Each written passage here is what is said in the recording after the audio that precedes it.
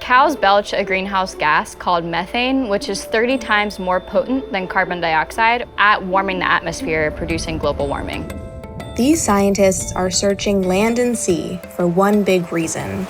We're here to collect some seaweed to fight climate change.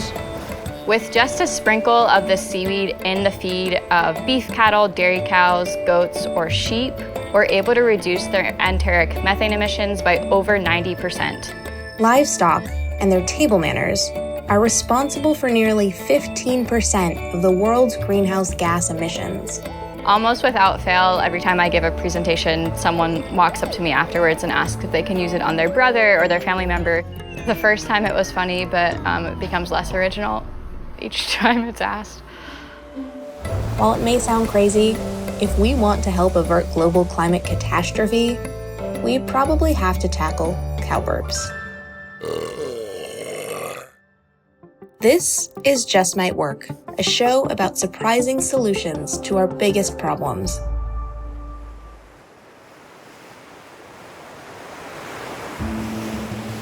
This is a weird one. Who is this product's end user? The end user of this product is the cows, and so everything that we do on site, in the labs, and out in the field is cow-focused, creating a product for them. Alexia Akbai is the founder and CEO of Symbrosia, a company in Hawaii that's creating a feed additive for cows.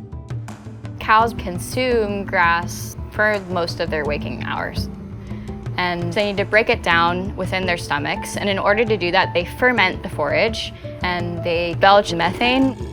Akbai's company is new, but the idea has been around for a few years, largely thanks to agriculture researcher Dr. Ermias Kabrab.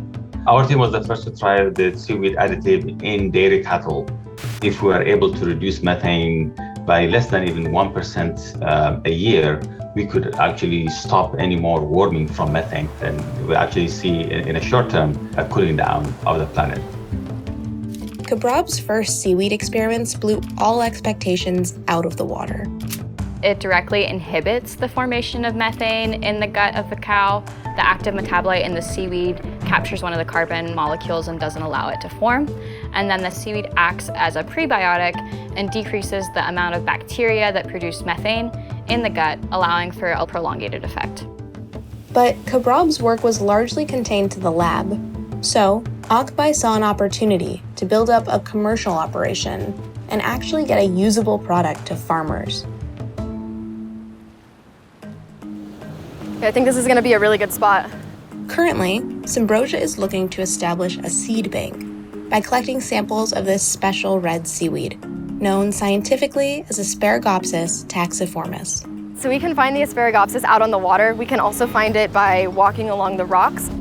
Daisy Stock and Shay Dorji are researchers at Symbrosia, and they've become experts at looking for these tiny samples in Hawaii's big open ocean that are going to help them grow a consistent product back in the lab and scale up their operation.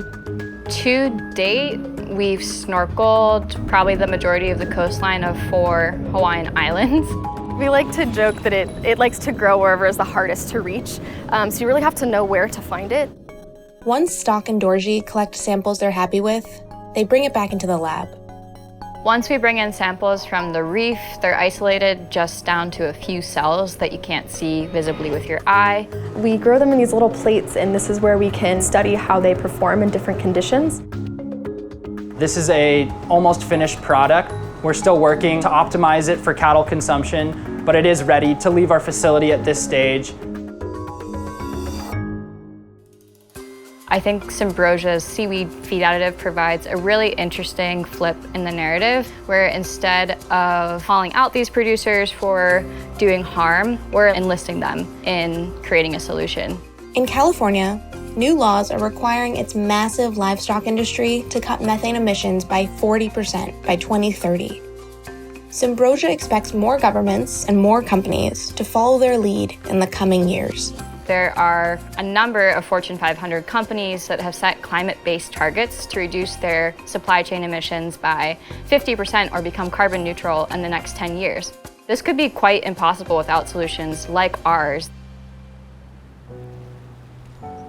This research and Symbrosia's progress are incredibly promising, but Symbrosia is small, especially considering the sheer size of the problem. Currently, we can produce for about 100 to 150 cows at a time. Over the next year, we'll be trying to ramp that up to over 3,000 cows before moving on to a second facility.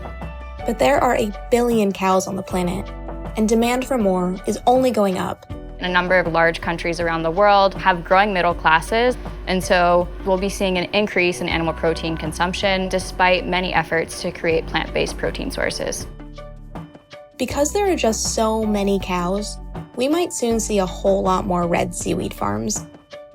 Most likely, it's an issue that will take some combination of answers, from Symbrosia to its competitors to some stranger-looking proposals. The next step from my side is to make sure that there is no unintended consequences happening. It's a challenge for the companies to come up with a consistent product and sustainably enough so that it's not too expensive for farmers to use as well. With Symbrosia, we really have the opportunity to do high-quality research that gets scaled, and then we see an immediate environmental impact as a result of producing this product, which is tackling the large issue of climate change.